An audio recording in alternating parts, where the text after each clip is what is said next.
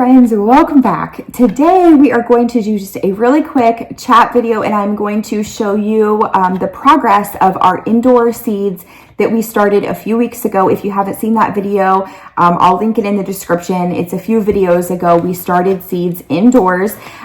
Since then we have started another batch, and also I'm going to show you an update on our winter sown seeds that we have in jugs outside. So if that's interesting to you, please stick around. All right, so right now I do have my seeds just up here on my counter. They're getting a lot of nice warm sun. I don't have my grow light set up in the basement yet. I'm hoping to do that in the next week. And when I get that, I will definitely update you guys on that and show you what that looks like. But for now, they're okay in here. These are the seeds right here that we started in my video when I was doing seed starting. So we've got, let's see, what are these? Early Girl tomatoes. That's an Early Girl tomato. These are confetti peppers. I need to thin those out. We've got some more peppers, more tomatoes, and we've got our herbs over here. We've got basil and chamomile and lavender and oregano. So they're doing great. And then these are seeds that I just did with my kiddos last night, I think. So, or 2 days ago on Saturday. So they haven't popped up yet. They've only been here for a couple days, but we started jalapenos. We started some more tomatoes, different kinds of tomatoes and different kinds of peppers as well. So what I like to do, you'll see here, this pepper plant, okay? This is a nibbler pepper plant. And what I do is I usually put 3 to 4 seeds in each container, and then I see which one is doing the best and I pluck the rest out.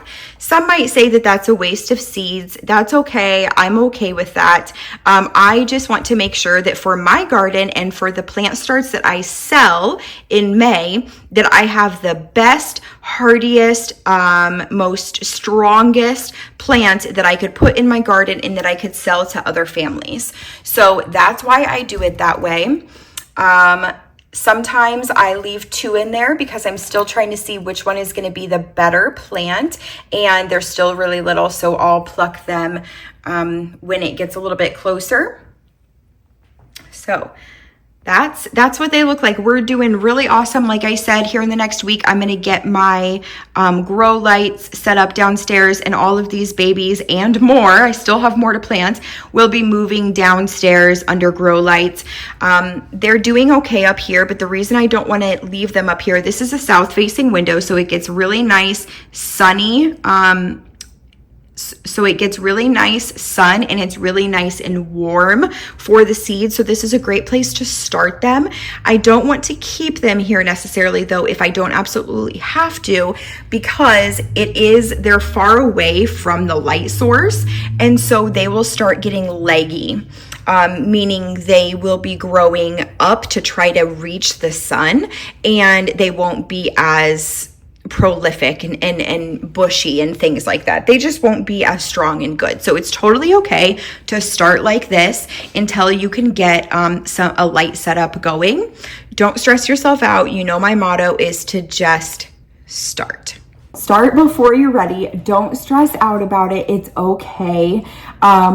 Experiment, okay? I started all of these before I had my setup downstairs ready. I actually still need to even go purchase some grow lights that work with my new setup. But I went ahead and started the seeds anyways, because if I wouldn't have, I would have been like 3 weeks behind if I was waiting for everything to be just perfect. So don't stress out about it. Just start and you'll gain supplies and get going and get supplies as you go. All right, now we're gonna go outside and we're going to look at the winter sown jugs that we put seeds in. Oh, that sun is beautiful. It's a cold day here. It's only like 50, maybe 50 degrees, but that sun feels so nice. Oh, I love it. All right, here's our little jugs. Now we did have a really bad windstorm and they got kind of jostled up. So we're gonna check them together, and I might have to do some repairs on some of them. All right, so here we got some broccoli. Ooh, looking beautiful. butter crunch lettuce. Looking pretty good. Kind of got jostled up. This jug actually fell completely over, so I do need to fix him a little bit. Iceberg lettuce. Looking good. And spinach. The spinach is going to town. What I'm actually going to probably do with this butter crunch lettuce is I'm going to take this duct tape off and open this back up, and I'm going to kind of just push those little seedlings back down. They kind of fell over and kind of, it just needs some help. All right, so there's the update. Make sure that you're not missing any of the videos. Go ahead and push the bell on my channel, and that'll notify you when I upload a new video, so you're not missing anything. I'm super excited to share more gardening with you. I'm gonna take you guys through the whole gardening process. So right now we're starting seeds, we're watching them grow, we're nurturing them and all the things. And here soon, within like the next month, we will be transplanting some of these out into the actual garden. Before we do that, we do have some gardening tasks we need to do outside. We need to clean up the beds, get them ready for planting here within the next few weeks and things like that. So very, very fun things. And I'm going to take you guys through the good, the bad, the ugly, the successes, the failures, the everything. So like for instance, a couple weeks ago, I planted sugar snap peas out there, and the squirrels keep digging up the seeds before they can sprout. And so I have to figure out a solution for that.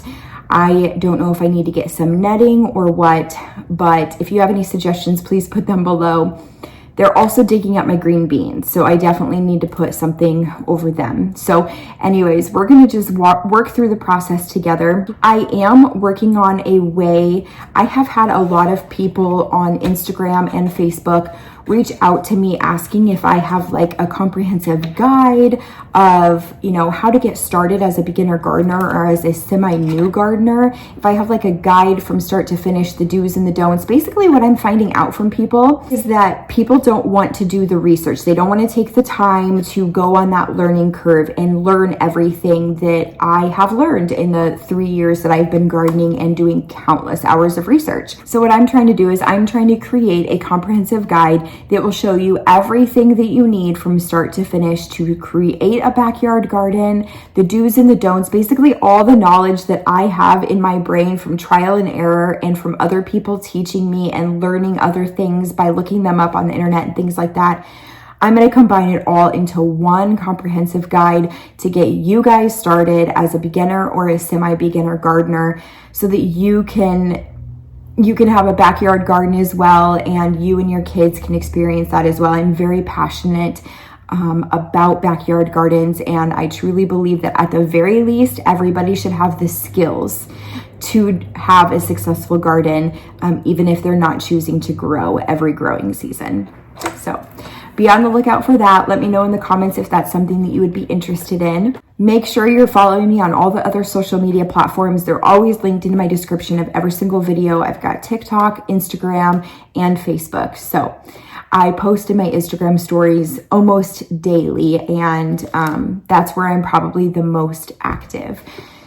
So thank you again for being here. We're going to end this video here. I understand that you could have clicked on any video and spent the last 10 or so minutes with anybody on this app, but instead you chose to be here with me, and I do not take that for granted. Thank you so much, friend, and I'll see you in the next one.